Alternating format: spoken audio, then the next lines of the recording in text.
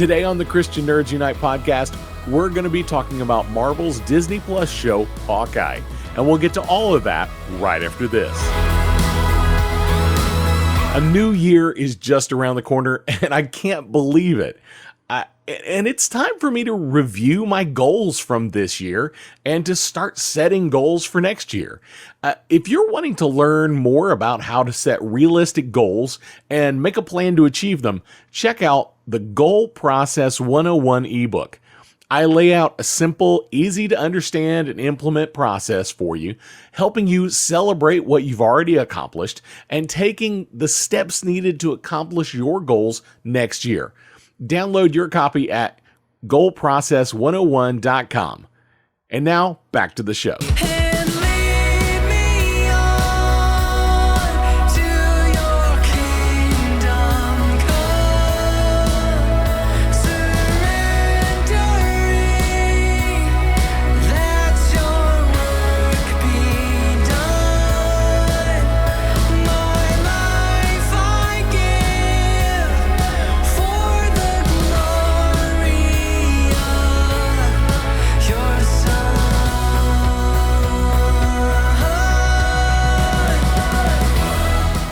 Today, we're going to be talking all about Hawkeye, and there will be spoilers, but first I'm going to give you my overall review and spoiler-free territory, but once we get to the spoiler territory, I will let you know we got there. But first, let's start with scripture like we always do, and since today's show is all about Hawkeye and who is an archer, these verses came to mind, and they're all from the book of Psalms. Let's start with Psalm 18, 13 through 14. The Lord thundered from heaven. The voice of the Most High resounded.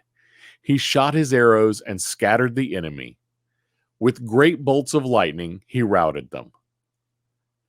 And Psalm 21, 11 through 13.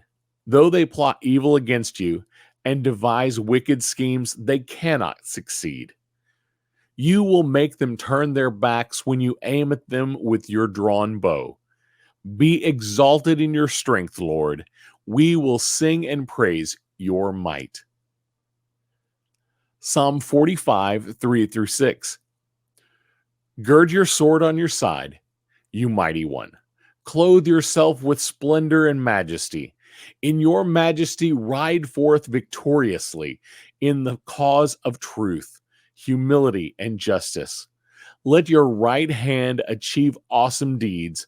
Let your sharp arrows pierce the hearts of the king's enemies. Let the nations fall beneath your feet. Your throne, O God, will last forever and ever. A scepter of justice will be the scepter of your kingdom.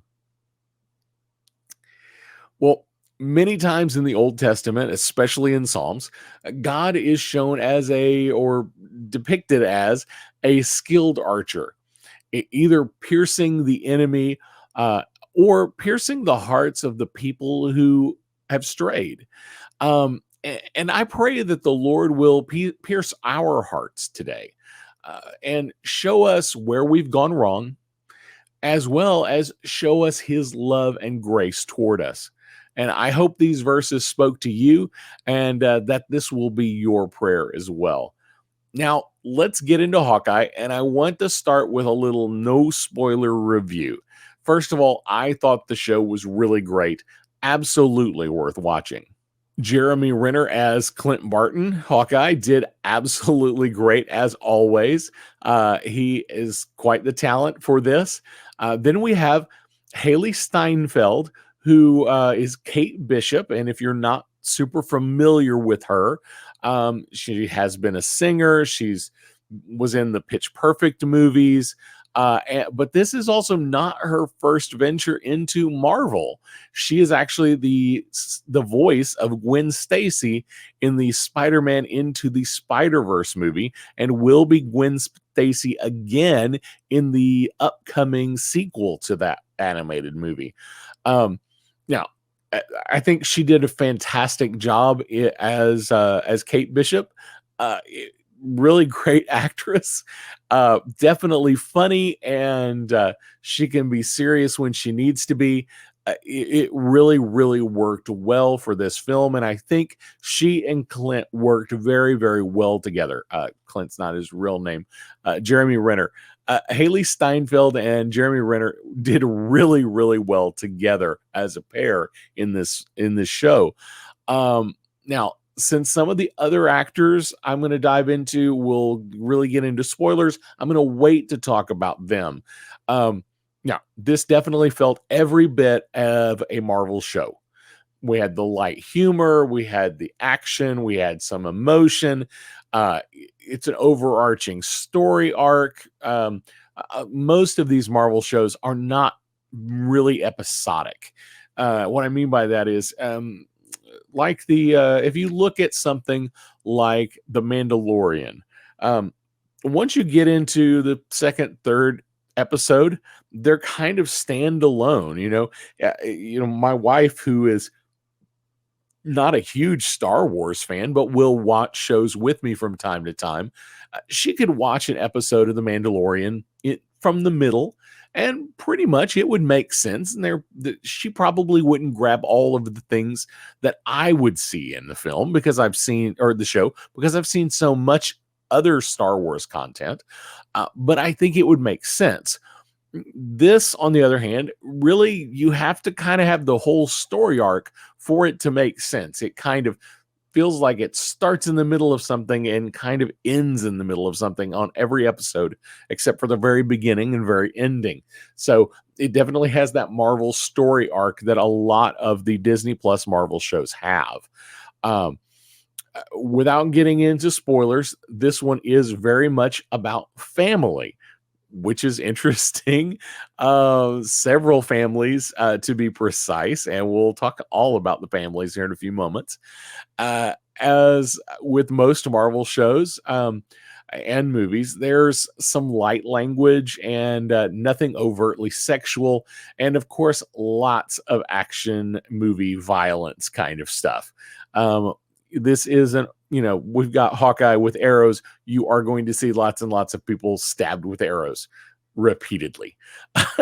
I will say this is more of an action, organized crime, espionage kind of story.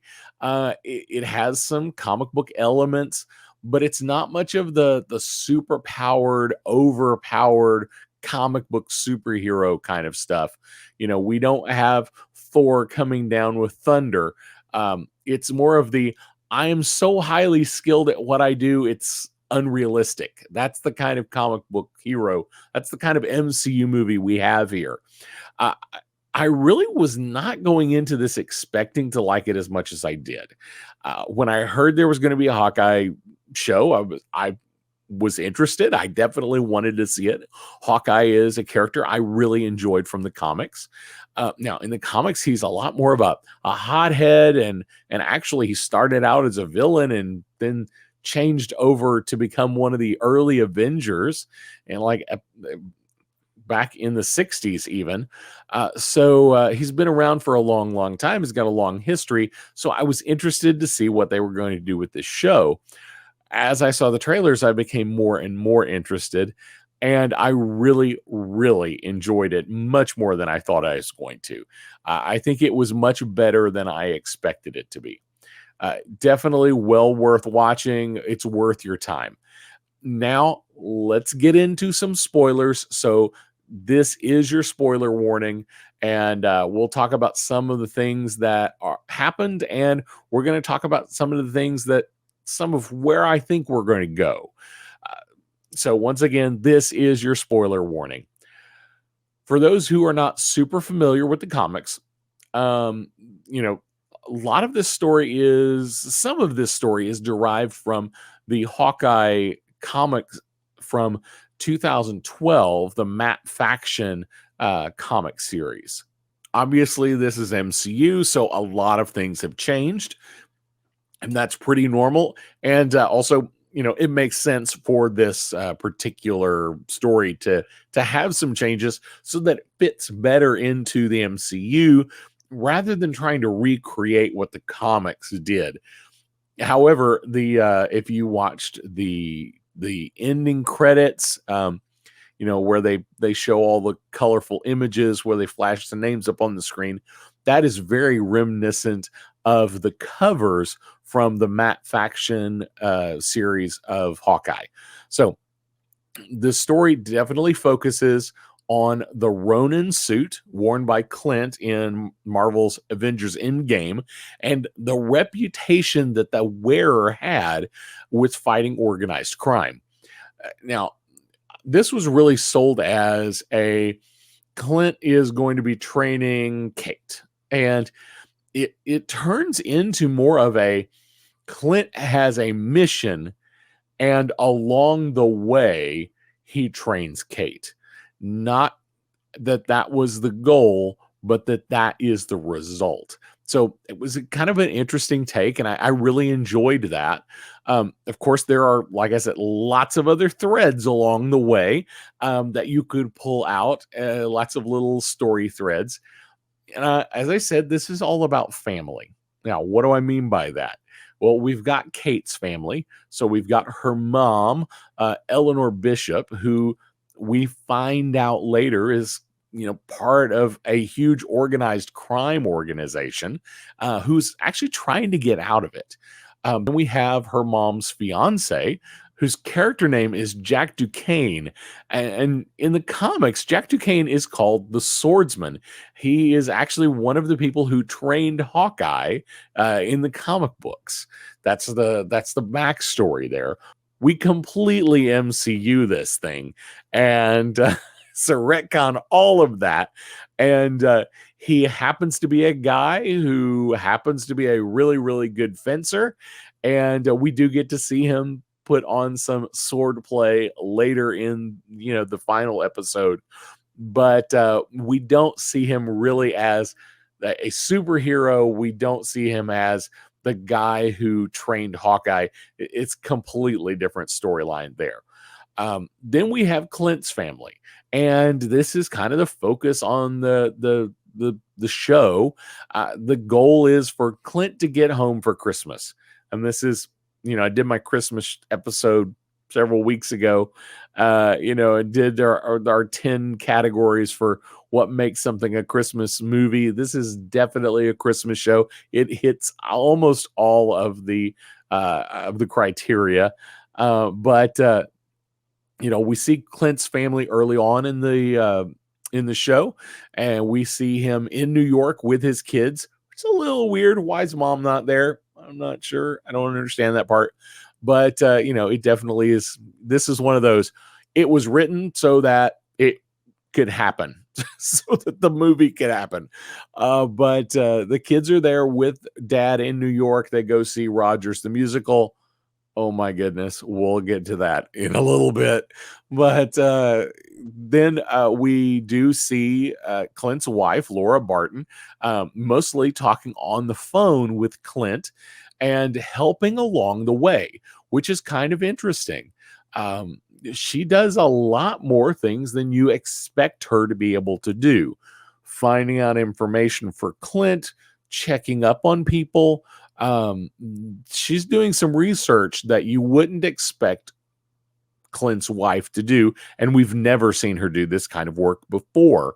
At the same time, she very much understands what Clint is doing and what he's going through, and she appears to be perfectly fine with it. She really wants him to come home, but she knows that what he has to do is important and must be done. So there's definitely some interesting family dynamics there. We get to see off and on, we get to see the family going through all the Christmas things, there's ceremonies that they want to do. They all build gingerbread houses, and they, all the different things that you do at Christmas. And we see the kids and mom, doing them. And then, Clint's on the phone talking to him about, hey, I wish I was there. I'm definitely going to make it home for Christmas. So lots of family stuff there. Then we have Florence Pugh as Yelena Belova, and she comes in solo. But why do I say family for her? Well, for her, it's all about her sister, and it's all about Black Widow. It's all about revenge for her sister's death. And that gets kind of interesting because we find out she was actually hired by Eleanor Bishop, Kate's mom, to kill Clint to protect her daughter, which gets really complicated really fast. But Yelena does some interesting things where she's definitely after Clint. No questions asked. She wants Clint and she wants him dead. But she also is a little bit sympathetic to Kate in how she does some things. He's like, I don't want to hurt you, Kate. Don't get in my way. But at the same time, she's like, by the way, your mom isn't nearly as good as you think she is. And shows that her mother is actually part of this organized crime syndicate that Kate had no idea about. So there's some weird dynamics going on there. And then we have Alaqua Cox. I probably butchered that first name, and if I did, I apologize. Playing Maya Lopez, or Echo. Now, if you're not familiar with this character, this is a deaf superheroine, kind of been a bad guy, kind of been a good guy, and her big goal in this show and in the comics was kind of revenge for her father's murder. Now, at the beginning, she doesn't quite understand everything that happened. She simply knows that the Ronin was involved. Now, we also find out, and this is a huge reveal, we find out that her quote unquote uncle, because that's what he's called, who is going to take care of her now, is actually Kingpin. And the big reveal is we do have Vincent D'Onofrio returning as Kingpin from the Netflix show. That's a huge deal. I'm super excited about it. He does such a good job in this particular character. He fits well. He definitely has the presence when he's there. Now, I definitely think there were some interesting camera tricks to make him appear even bigger than he really is. I don't dispute that he's not a huge man, but I think there were some camera tricks to make him look even more massive. And then we have the Trust a Bro Moving Company. That's some family. That's a bit of a joke, but we got the tracksuit mafia who calls everybody's a bro, and they are kind of this mafia family. We find out later that Maya is involved in them, that Kingpin is kind of the head of this whole thing, and we find out that Kate's mother is involved as well. So it's all a big crime mafia family deal. So there are all our families. But let's talk about some of the relationships. I mentioned earlier we have Yelena and Kate, and they have kind of an interesting episode together. They have a conversation, and Yelena is just played beautifully. She is the kind of the perfect combination of I am a sociopathic killer, and I'm also somebody who's been so sheltered in my life. I've never experienced anything, and I want to experience it all just to have fun. So it's an interesting combination of character, and she's played perfectly. Then we have Kate, who is, a bit cocky, but a little self-conscious at the same time. So it's another one of those dichotomies of, who exactly is she and where does she really fall in line? And then we have the two of them meet, and we have this great, great conversation over macaroni and cheese. As well, later we have a great fight between the two. Now, I understand in the show, Kate's supposed to be highly trained. She's taken martial arts. She's, knows how to fight with a sword, and she knows how to use a bow, and all these things. But to stand on her own against Yelena, who is a trained Black Widow assassin, I kind of question that a little bit. So uh, I would say that Yelena was pulling her punches just a little bit because she understood what Kate was trying to do, but she also wasn't going to let Kate stand in her way. Now, Yelena and Barton also have, some story there. And that's a great storyline, which gets a little weird because in the show, Yelena says, or it's at least hinted at, that Eleanor is the one who hired her. Now, why is that important? Well, this leaves a question of what about Val at the end of Black Widow? Did Val not send her to New York to kill Barton? Because at the end of Black Widow, we see Val talking with Yelena and basically say, why don't you take out the guy who, it's his fault that your sister died. Um, so I don't quite understand how that works. I think it would have almost made more sense if she hadn't been involved in Eleanor and if she hadn't been involved in Kate's mom and she had just simply been there to kill uh, Clint Barton. But that's not where they went. So I don't know if that's a loose end or that's just a weird coincidence, that it's kind of, hey, I'm going to hire a killer. Well, guess what? There's already a killer that wants him dead. Then we have the relationship between Kate and Clint, and it's great. We kind of have this protege, this Clint being the protective father figure that Kate doesn't really have anymore. Kate wanting to be who Clint is. Um, will she ever be a young Avenger? Will she ever be Hawkeye? There's a line right at the end where uh, Kate's trying to come up with a superhero name, and he says all of them are lame. And he says, wait, I've got an idea. And we, cut to black with the assumption that he is handing off the mantle of Hawkeye to Kate. It's a great idea. It's a great combination. Like I said, those two actors worked so well together.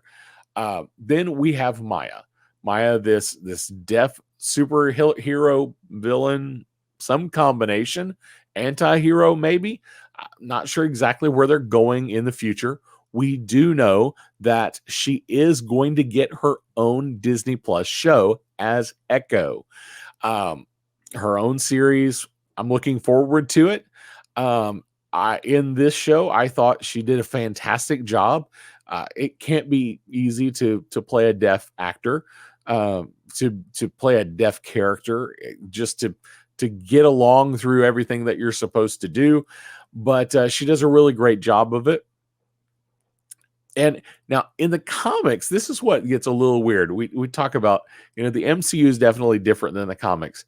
In the comics, Echo is actually the first Ronin. She's the first one to wear the costume. Also, because she's so closely tied to Kingpin, she is also closely tied to Daredevil. And Kingpin actually sends her out to kill Daredevil. And that makes some interesting things come about. Does this mean that we could get, a Charlie Cox Daredevil into the new Echo series? Not sure. I'm not going to go any further with that particular spoiler because that could spoil something else for you. Kate is at the end of the movie. It's obvious Kate is being adopted into the Barton family. So we've got some found family things happening there now that her mother has been arrested for being part of this organized crime organization. Then as we're wrapping up, this was almost a post-credit scene that didn't turn into a post-credit scene. It feels like it should have been a post-credit scene, but they just put it on the end of the show instead. And we see Laura Barton, and we see Clint giving her a watch that he had rescued from this underground um, auction, this black market auction.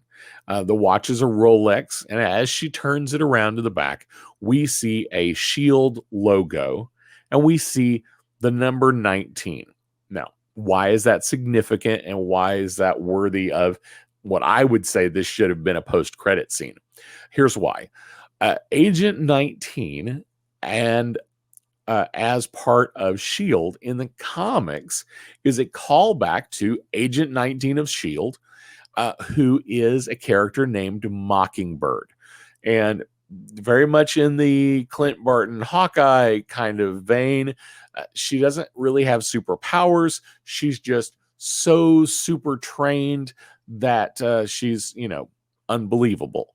And in the comics, Hawkeye and Mockingbird do have a relationship, and she is, part of Shield. So it all kind of fits together, and it also goes to explain all those times earlier in the earlier episodes where Laura was helping Clint in ways that you wouldn't have expected her to be able to help. So it kind of wraps that whole Laura Barton story up.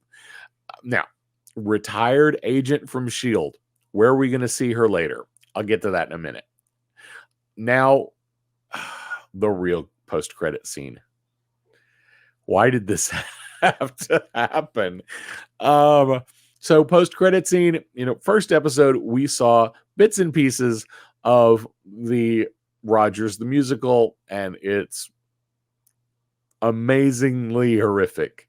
It is like a train wreck. You just cannot look away. So as the tag on, and many of my friends said, I waited through the entire credits to see the end credit scene, and then it was this. We get the entire I Could Do This All Day song from Rogers the musical. It's so ridiculous and funny, and it's so over the top, and they do it so well, but it's just, it is cringeworthy. It is worth watching just to cringe at it. Wow. That's all I could say about that. Well, with all this going on, where is this all going in the future? Here's a couple of my thoughts. It looks like Clint may finally be out of the business. Time will tell, but it does look like this solidly wraps up Clint's storylines, and it gives him an opportunity to pass on the mantle and not take it up again. Now, what I would love to see, this is, as my friends at Rev and the Reprobate say, predictions that are sure to go wrong.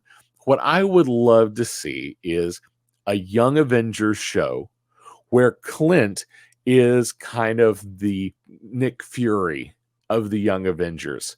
He's not going out in the field, but he's kind of there as maybe kind of a mentor, more of a mentor than Samuel L. Jackson's character was, but a bit of a mentor to the Young Avengers, and kind of the guy who sends them on their missions. I think that could be great. For that matter, you could even bring Laura in on that as well, kind of the mom and dad of the Young Avengers. I think that would be phenomenal. I don't think it'll happen, but I would love to see it. I don't think there will be a season 2 of Hawkeye unless it is fully focused on Kate. If they do a second season, I could see that. It could be a Kate Bishop Hawkeye only series. And that could be a way to bring in a Young Avengers where you've got Kate teaming up with some other Avengers. And maybe you do have Clint Barton show up on the phone. She does have his phone number, so she could call him and get some advice along the way. That could work. But I honestly, I don't think there will be a second season with a full blown Clint Barton Hawkeye. It will be focused solely on Kate if they do it. Now, Echo. Echo is going to be an interesting show. I think it's probably the only one that really makes sense as a tie-in to the current series to Hawkeye. Now, at the end of the show, the one of the last scenes, we see Maya pulling a gun on Wilson Fisk on Kingpin, and the camera pans away, and then we hear a gunshot. Obviously, we don't know what happens there, and they don't want us to know. My expectation is that Kingpin is not dead. I hope he is not. This has been a big problem, I think, in almost every superhero franchise. Killing off your bad guys. If you kill off your bad guys, you don't have any more bad guys. There's only so many good bad guys to fight. Keep them around. So my hope is that Kingpin is not dead. Maybe he shot Maya. Maybe, now this is a storyline from the comics. Maybe she did shoot him, but he survives. And that is actually a storyline from the comics. Now that we have the Netflix Kingpin, could we see Charlie Cox come as Daredevil in the Echo show? Definitely possible, because Echo in the comics was tied in with Daredevil. Actually, Kingpin sent Echo to kill Daredevil at one point. Or could we see any of the other Netflix Marvel characters show up in Echo? Could we bring in the Punisher, some of these anti-heroes, because it's her show and she was definitely pegged as a villain to this point, but she left the business. So where does she go from here? Does she go straight up hero? Does she go anti-hero? Does she go vigilante? Does she go, I get work from whoever pays me the most, whether it's good or bad? There's a lot that's up in the air there. But we could see more of the Netflix characters come over, more of the Marvel Netflix characters come over in Echo. I think it's possible. Daredevil is most likely. I expect we'll see Kingpin again. I don't really know if we'll see the others. I would love, love, love to see Luke Cage, Power Man, show up. I love that character. I've loved that character since the 70s. So I would love to see that happen. I just don't know if this is the right vehicle to bring him in. Will we see Laura Barton come out of retirement? I doubt it. I mentioned the thing earlier that would be kind of cool. If she was going to come out of retirement, probably the best vehicle would be the Secret Invasion with Samuel L. Jackson, because we assume that's going to be S.H.I.E.L.D. related. But it's really unclear as to how that show's going to work, because there's a lot of characters who don't have names yet. We don't know who they're going to be or what parts they're going to play. We don't know anything about the storyline, and we don't even know when it's going to be released. We just know that Samuel L. Jackson has confirmed they have started shooting. So we're not really, there's no good information on where this one's going. I'm excited to see where it goes. The story is so kind of convoluted at this point. I don't know where it could go. Secret Invasion in the comics is all about the Skrulls, because the Skrulls are kind of the bad guys, coming to Earth and taking over the place of the superheroes as an invasion. But we have the Skrulls as the good guys and working with Samuel L. Jackson. So how do we correct that? Or what direction are we really going to go? Now,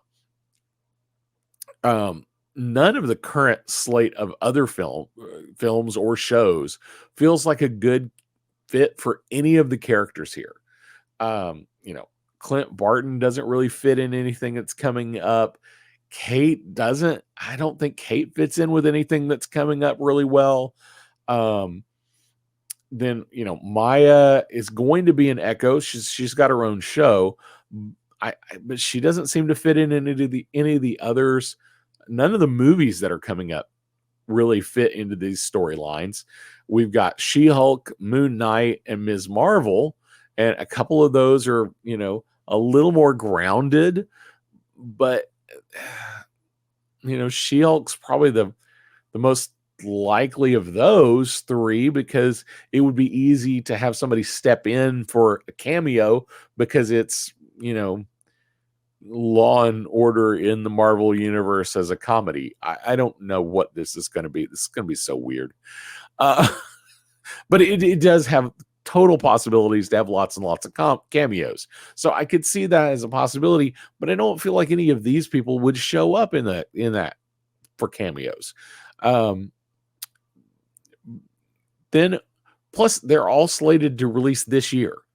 Moon Knight is so weird and esoteric. I don't think it fits in. Any of them fit in well there. And then Ms. Marvel, I think if you brought any of these characters, even like Kate, in, I think it would be stepping. I think it would be stepping on the toes of the Ms. Marvel character. I think it would start overshadowing who this Ms. Marvel character is supposed to be. So I don't think that we'll go there. Now, there is Secret Invasion. That could be the best bet for lots of walk-ons. So anybody could theoretically walk in as there's a Skrull in disguise, and they happen to be disguised as Kate Bishop all of a sudden, or as Clint Barton. I don't think we'll go there. I think we're more likely to see a Chris Evans suddenly show up for 30 seconds kind of thing in Secret Invasion. But I'm not sure where else this show can go. We knew that WandaVision was definitely going to lead into the Doctor Strange movies. That made perfect sense.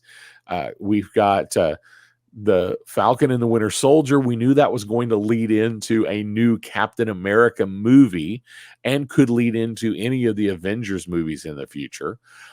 But this one doesn't. It just kind of wraps up, and I don't think it feels like it heads to anything else other than the Echo show. I am excited about Echo. I do want to see it. I'm not super hyped on it, partly because I don't think I know enough about the character. There's definitely a second B-level, C-level character that I'm not super familiar with. And I'm going to start checking out, who this person is, who is Echo, and get to know a little bit more. Once again, I thought it was a great show. Definitely worth watching. It's worth a binge. It's not that long. It's only 6 episodes, and they're all about 45 minutes long each. Take the time to watch it. It's really, really good. Definitely enjoyable. Well, that's all I have for you today. Don't forget to like, subscribe, follow, just click all those links down there. I appreciate it.